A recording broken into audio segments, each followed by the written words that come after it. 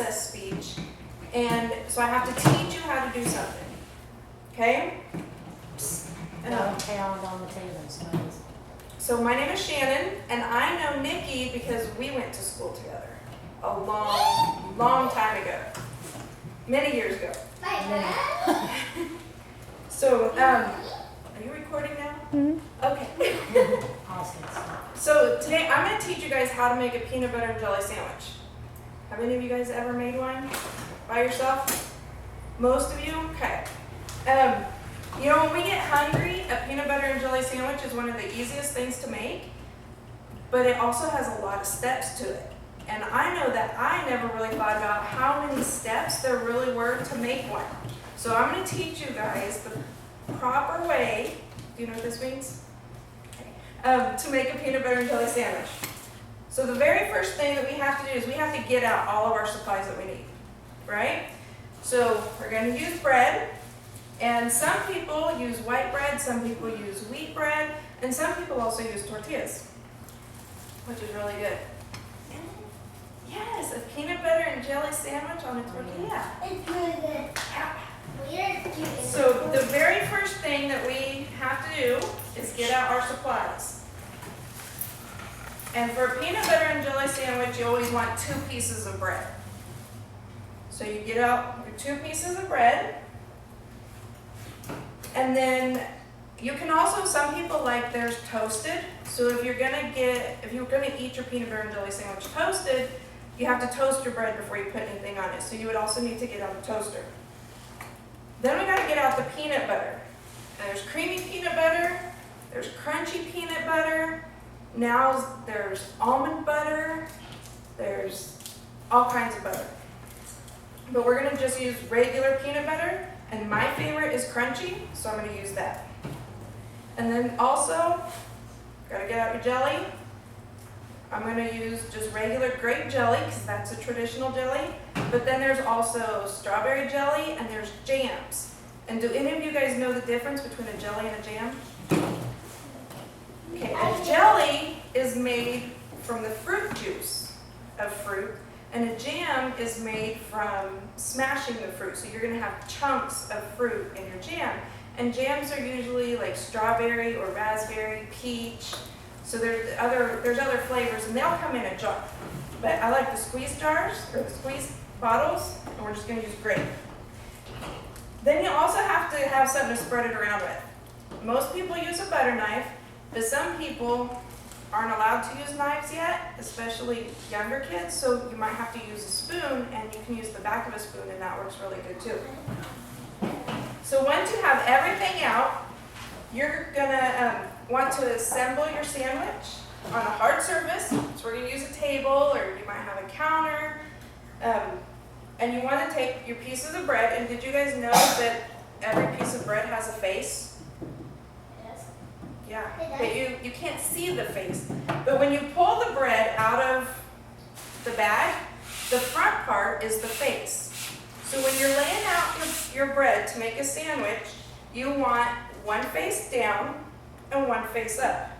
And that's so when your sandwich is together, it fits right, because the top of the bread is shaped. So you want it to lay together and lay evenly. So one face up and one face down. Once you have that done, you're gonna pick up your knife or your spoon. We're gonna use a knife. We're gonna grab our peanut butter. We have to open the jar. If we don't open the jar, can we get peanut butter out? No. Doesn't work very good. And we're gonna get a really good chunk of peanut butter. And you're going to spread that on your bread, okay? And it works a lot easier, like I said, if you have a hard surface to do that on. Now I like my peanut butter spread to all 4 corners. I don't like any of the bread showing. Some people just smear it on there, and some people smear it around. And if you think you have too much peanut butter, you don't, because you can never have too much peanut butter. It doesn't really matter. That's right. So you just spread it around, and then see how I've got it on all 4 sides. Yeah. It spreads all the way to the edges. Okay? Once you have your peanut butter out and spread on your bread, it's time for your jelly. Now, like I said, I like the squeeze bottle, and that works real easy because then you can just squeeze it on. If you have a jar of jelly that you have to scoop it out, it's good to have 2 knives or 2 spoons because you don't want to cross-contaminate. I don't want to put my knife into a jar of jelly and get peanut butter in the jelly or jelly in the peanut butter. That makes some people unhappy, especially moms.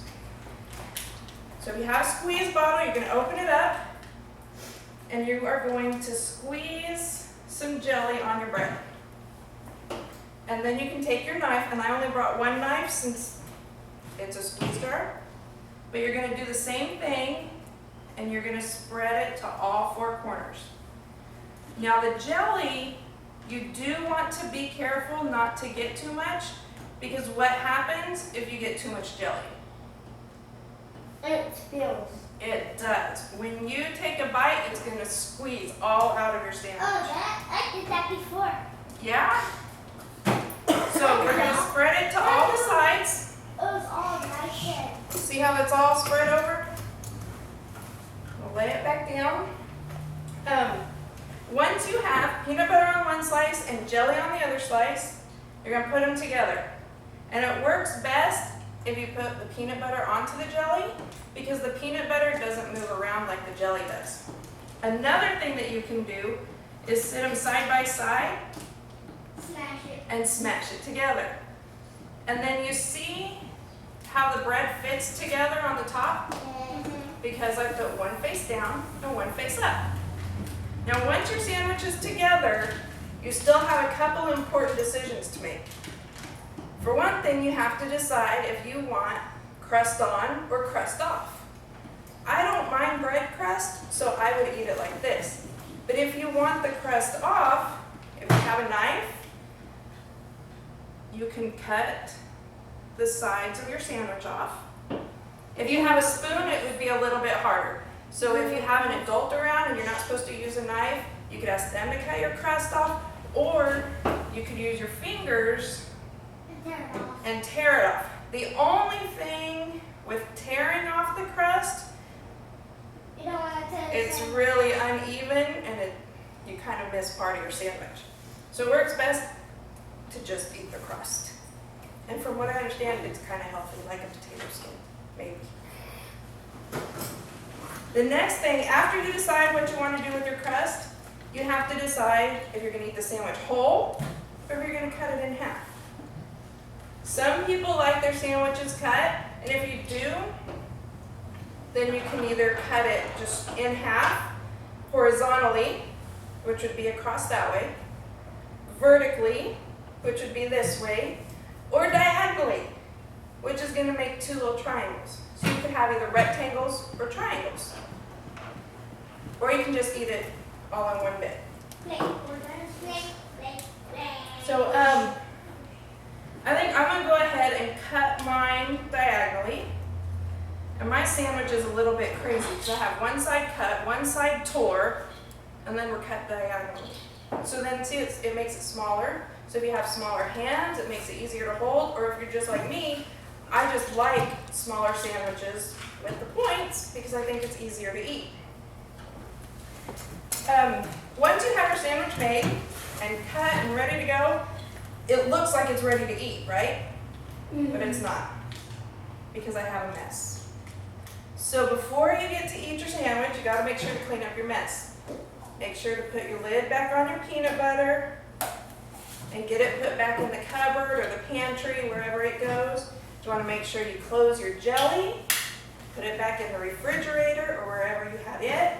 And then your bread, you want to make sure that you get it wrapped back up.